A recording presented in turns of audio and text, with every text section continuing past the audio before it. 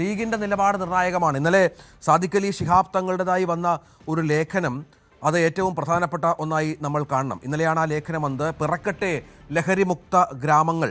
ഒപ്പം അതിൽ അദ്ദേഹം പറയുന്നത് ആശങ്കകൾ പരിഹരിക്കണം.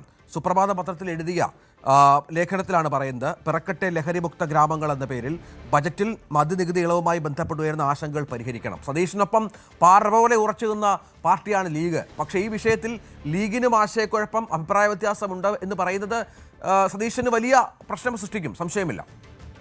തീർച്ചയായും മുസ്ലിം ലീഗിന്റെ നിലപാട് ഇക്കാര്യത്തിൽ സതീശിനൊപ്പമല്ല എന്ന് പരോക്ഷമായി തന്നെ പറയുന്നതാണ് സാദിഖ് അലി ശിഹാബ് തങ്ങളുടെ ആ ലേഖനത്തിലെ വാക്കുകൾ. അതായത് ഇത് സംബന്ധിച്ച ആശങ്ക പരിഹരിക്കണമെന്ന് പറയുമ്പോൾ ഇതിൽ ലീഗിന് തൃപ്തിയുണ്ട്, ഇതിൽ ആശങ്കയുണ്ട്.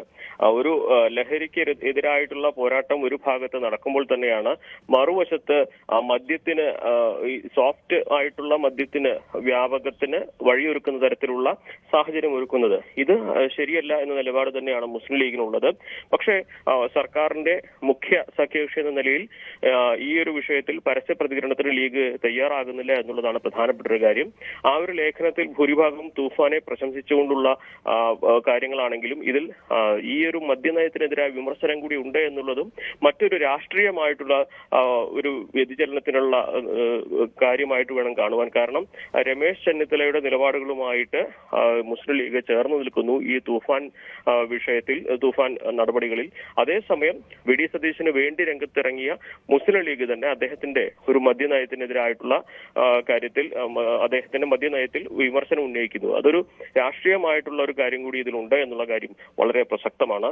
ഒപ്പം തന്നെ മുസ്ലിം ലീഗ് ഇതിനകം തന്നെ ഈ സർക്കാർ അധികാരത്തിൽ വന്നതിന് ശേഷം പല വിഷയങ്ങളിലും പ്രതിരോധത്തിലാണ് എന്നുള്ളത് മറ്റൊരു വസ്തുതയാണ്. PM ശ്രീ അടക്കമുള്ള വിഷയങ്ങളിൽ ലീഗ് നേതാക്കൾ മൗനം പാലിക്കുന്ന ഒരു സാഹചര്യം. അതിന് പിന്നാലെ തന്നെയാണ് ഇപ്പോൾ ഈ ഒരു മദ്യനയത്തിലെ ഒരു വിവാദവും ലീഗിന് അംഗീകരിക്കാൻ കഴിയാത്ത സാഹചര്യം തീർത്തിരിക്കുന്നത്.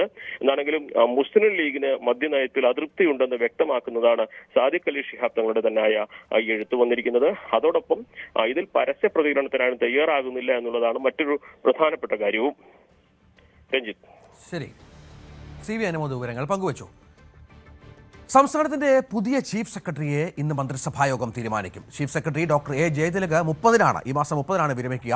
ധനകാര്യ additional chief secretary KR Jyothilal പുതിയ ചീഫ് സെക്രട്ടറി ആകാനാണ് സാധ്യത.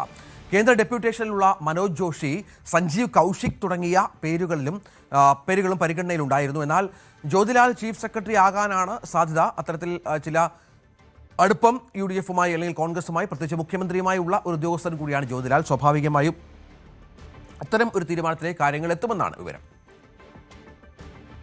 ഒപ്പം PM ശ്രീ മന്ത്രിസഭാ ഉപസമിതിയുടെ ആദ്യ യോഗം ഇന്ന് ചേരുമെന്നുള്ള പ്രത്യേകത കൂടിയുണ്ട്. LDF സർക്കാർ നടപ്പിലാക്കിയ ഒരു പദ്ധതി, അത് UDF എങ്ങനെ മുന്നോട്ട് കൊണ്ടുപോകും എന്നതിൽ ഇപ്പോഴും ചില അവ്യക്തതകൾ മുന്നണിക്കുള്ളിൽ തന്നെയുണ്ട്. ലീഗ് അടക്കം ഈ വിഷയത്തിൽ എതിർപ്പ് പ്രകടിപ്പിച്ച പശ്ചാത്തലമുണ്ട്.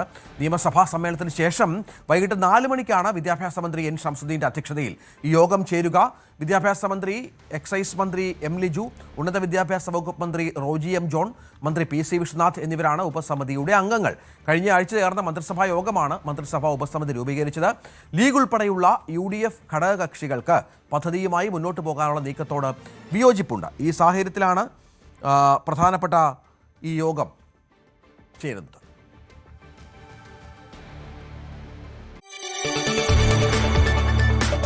കൂടുതൽ വാർത്തകൾക്ക് News 18 Keralam YouTube channel subscribe ചെയ്യുക.